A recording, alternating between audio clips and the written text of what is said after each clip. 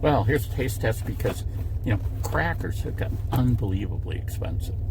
I mean, when you look at crackers in your grocery store, some of them are like $7 a pound, and it's like, when they're above what I pay for meat, steak, it just doesn't seem worth it.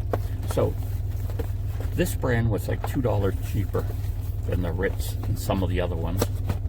We're not talking just the fancy crackers, that are in these little packets and everything. We're talking about the regular big, crackers. So I thought, let's try something. Oh, so these are oblong, not round. Funny, they got pictures of other crackers they make, I guess, with different shapes.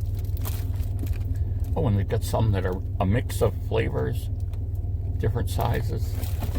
And let's go to the important nutritional information. A serving is only 5 crackers.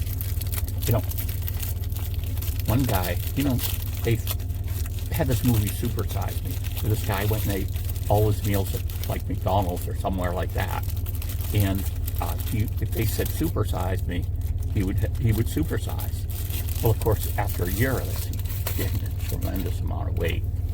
And his doctor begged him to stop it. Well, eventually he stopped. They made the movie, but then it was complaints months after with him, I saw on social media, because the weight didn't come off as easily as he thought. Like, it's always way easier to get weight on than it is to get weight off.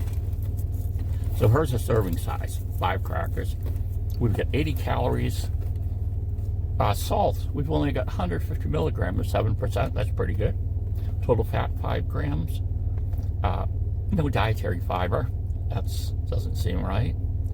A gram of sugar, added sugar, and less than a gram of protein. So,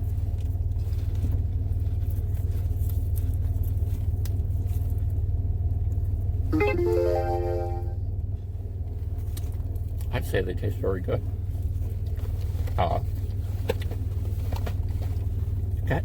They don't taste exactly like Ritz. They taste like a combination between Ritz and another cracker, somewhere in between.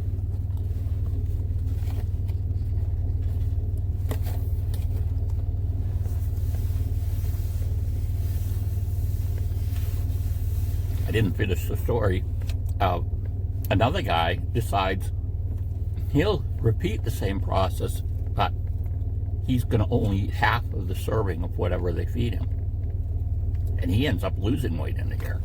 So that was kind of interesting. I don't know if that was a movie or just something a guy did.